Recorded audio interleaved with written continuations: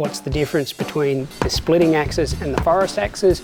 I'm going to go through each model, show you what the differences are. Here at Tom's Outdoors, we get a lot of questions about Gransfors axes, about what the difference is, about which one should be chosen, and what's perfect for the customer. Gransfors is a Swedish brand. They're hand forged in Sweden. Every axe has got the maker's mark on them, so they're initials, which is really cool. The handles are all American Hickory. So if you're looking at a high quality premium axe, this is some of the best in the world.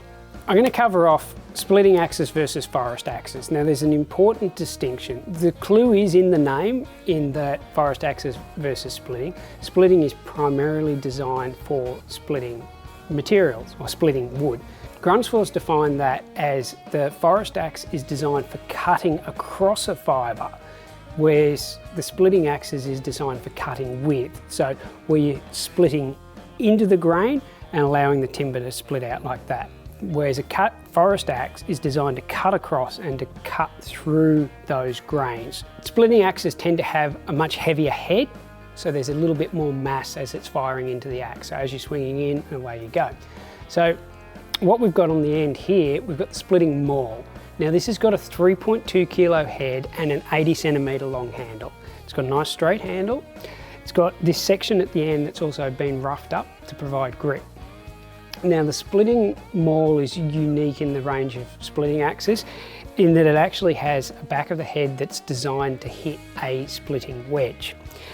Now I've got it set just down here. This is the Gransfors splitting wedge. Now it's got a slight twist on it and it's got these grooves, so as it is bashed into the piece of timber that you're trying to split, it's actually going to grip itself and it's really going to force the timber apart.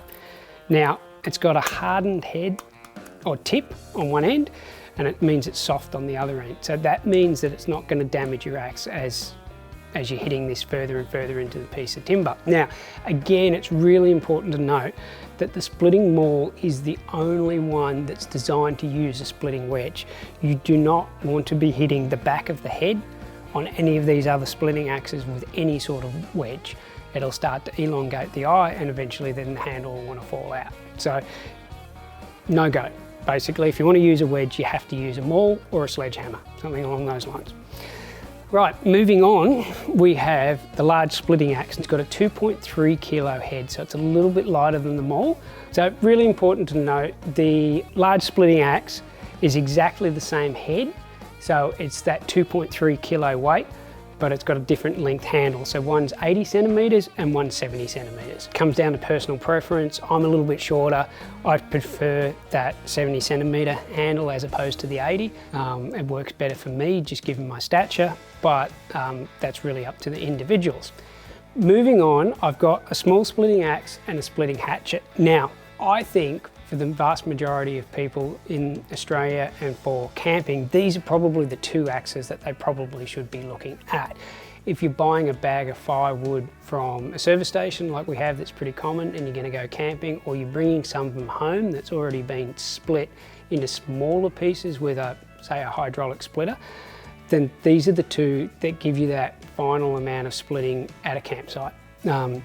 So the small splitting axe has got a 1.6 kilo head and the splitting hatchet's a 1.5. So there's very little difference between the two, but what you do have is a 60 centimeter handle versus a 48 centimeter handle. So this handle, as you can see, is much shorter and it really is a hatchet length. So to recap, if you're splitting big timber, you don't have a hydraulic log splitter and you're splitting rounds, you need to look at, say, the splitting Maul with the splitting wedge to be able to split a full round of gum. If you're looking at splitting some stuff that might have already had a little bit of splitting done to it, so the standard large splitting axe. And then if you're looking at just splitting stuff around a campsite, then look at the small splitter or the splitting hatchet.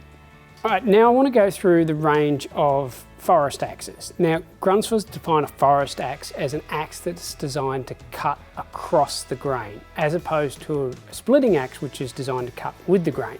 So if you're cutting across the grain, you could be felling a full tree, you could be felling some limbs, you're cutting across the grain. Now you still can do some light splitting with those as well if you need to, so in a camp or a bushcrafting situation, but primarily those axes are designed for cutting across the grain. So actually cutting logs into smaller logs. Now, I'm missing a couple from the range. There's been a bit of a short supply in Australia. The biggest one we stock is the American felling axe, which has got a 2.3 kilo head and an 80 centimetre long handle. Now this is the one that you're going to want to use if you're felling a large tree. Then we start getting into those smaller axes that are more likely to be carried either in a vehicle or in a or on a backpack, and are probably more useful in our situation most of the time. So you got the Scandinavian Forest Axe. Now this has got a 64 centimetre handle and a 1.2 kilo head.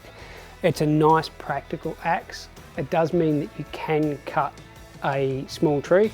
So let's say you've got a small tree that's come across a track if you're four-wheel driving, or you're doing a little bit of campsite work, then that's the sort of axe that you're going to take a look at. We then move into the small forest. Now the small forest has got a little bit lighter head, so it's 0.9, and it's only got a 49 centimetre handle. So it's a little bit shorter, beautiful little axe. It starts to get into the realm of something that you're going to carry.